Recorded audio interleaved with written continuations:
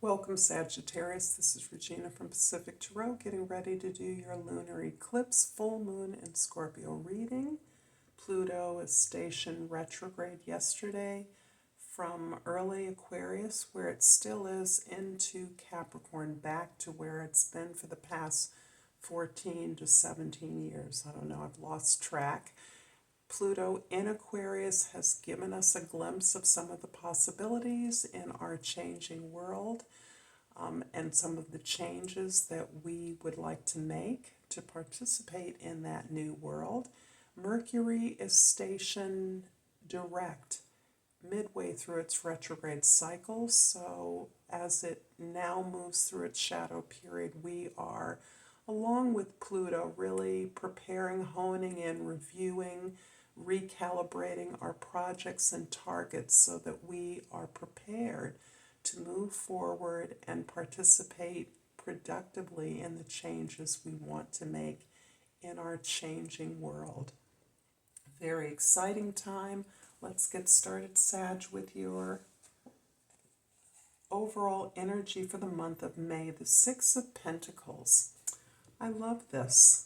This is you really considering the way your relationships work, the relationship with yourself and the relationship with others in every area of your life, so that that relationship with yourself, with the changes you've made, with what you've learned over this long period, I would say specifically of Pluto in Capricorn, is really helping you to readjust and reharmonize the way in which you give love and receive love, the way you exchange energies of all sorts. This is where you have been more comfortable as a caretaker, as a cheerleader, as an encourager, as someone encouraging and promoting and sharing your excitement and enthusiasm with others in a way that may have kept others at a safe distance, kept others away from hurting or rejecting you. And what's occurring now is, as you've learned to accept, forgive yourself, recognize who you are, your capacity and need for love, as you so freely and generously give that light to others, you are now seeing a higher potential in your activities as you grow that relationship with yourself. So you're understanding that you deserve to receive the energy, to have that energy and love, that attention reciprocated to you in your relationships. So this, to me, is you learning to receive love, learning to receive the rewards of your efforts. In the past, we have the Queen of Cups, the Queen of Swords, and the Lovers. It's interesting that both aspects of yourself in the past that you have learned to open up, are learning to open up and receive, are specifically around your passion, your empathy, your compassion, and this is supporting your ability to receive the love and the rewards from your efforts, in your relationships, to be the one who not only soothes, supports, heals, and comforts, but receives that as well and understands not only your need for those things, but your right to expect those things from those that you love and care for. You're also really looking at your ideas, your beliefs, and you're also understanding the way in which you may have invested others with illusions of knowledge, ability, right action, right belief, in a way that has deprived you of having faith in your own capacity, your own ideas, your own brilliance. You have learned to negotiate, to listen, to be curious about the experiences of others without judgment, without an agenda, without an expectation. And these particular skills are what's helping you to receive love and to learn to be in conversation with your peers, with others, so that nothing is, there's a flexibility, which is one of your qualities, but a real flexibility around hearing and understanding the truth of the experiences of others.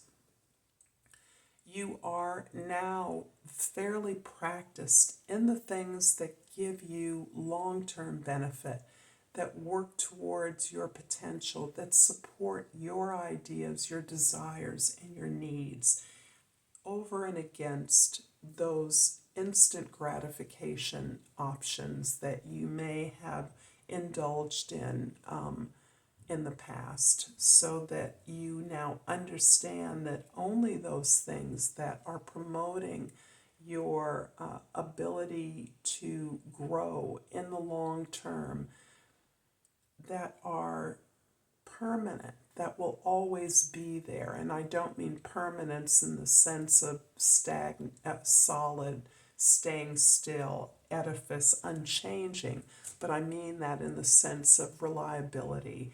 You're really looking to those resources, those individuals, those relationships that are reliably and dependably there for you.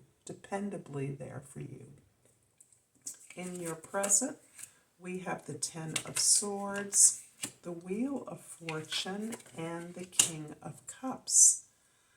Interesting, we do have a King and Queen of Cups here. We have a divine couple. So this is indicating in some ways how you are opening up to the idea of being loved, being adored, being valued, being cherished, and how you are able to express that in your relationships, how you're able to share that quality of recognizing the unique and individual needs and support that others have and look to you for, that ability to hold contradictory feelings and emotions together in a space, but to know that that is part of the healing journey. That's part of how you've healed yourself. This ability to be compassionate, to share your vulnerabilities, is what is the story that you are able to share at this time. Your ability to work through these many years of healing, to be busy detaching yourself from situations, failures, disappointments, heartaches, relationships that don't serve you, that expect much and deliver little, that do not benefit you in exchange for the attention and responsibility that you have carried for others. You are recognizing that that is an old way of perceiving the possibilities in the world, certainly of perceiving who you are. Your ability to separate yourself from that is part of what is opening up and facilitating this tremendous transition that you're experiencing. This transition, this is the gateway to the Wheel of Fortune. This is what's opening up the universe to not overnight a burst of good fortune, but rather for you to gain insight, openness, possibility, faith, one step at a time. As this healing process continues, it turns, it harmonizes, it is balanced. You are balancing it. You are constantly working this cycle of healing so that the universe opens its gateway up incrementally as you're prepared to recognize the opportunities where you see them. This is all overlooked by this capacity you now have to be compassionate with yourself, to be empathetic with others who have survived and struggled with similar challenges. And there's this sense of maturity and growth and beautiful support that you are able to give to others through this compassion, through this love, that you now recognize all of these struggles built into your experience. The Hanged Man in the future, the Page of Pentacles, and the King of Wands. You're definitely experiencing, as part of this healing process, this healing cycle, this balancing act that you now understand is a part of your ongoing growth, part of the way you discriminate and determine what opportunities are suitable for you and which are not. It is requiring you to open up your perspective, to recognize the limits to the way that you have been thinking. That is repeated throughout this reading, but moreover, it's about a conscious way that you are making sacrifices to instant gratification, making sacrifices to hanging out and doing things that might have been fun and all-encompassing for you in the past, to now stepping back and really understanding that you have an opportunity more to gain insight, to experience enlightenment, to revelation, to elevate your consciousness, to see more of the world more accurately based on your truth, your understanding. And in order to maximize the opportunities, you are about attending to these opportunities at this time. The Page of Pentacles is also indicating this ability to be open.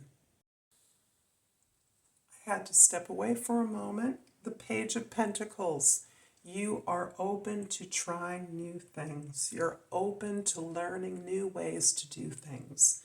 This is part of this tremendous ability and growth that you've experienced.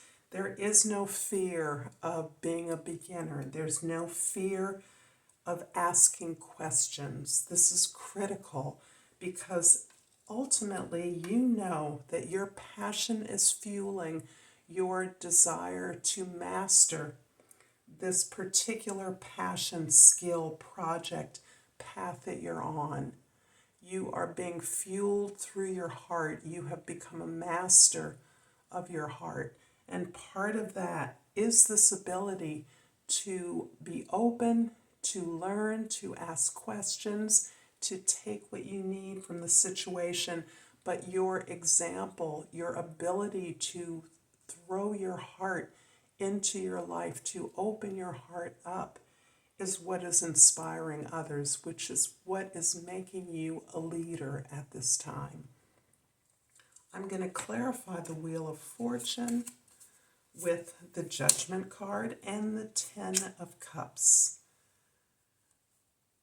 You are experiencing a deja vu of some sort or another. You may be engaging as you settle into your heart space, into your deepest desires, your greatest ambitions, evoking this powerful courage and bravery that you have needed to overcome this sense of balance, of imbalance in your relationships.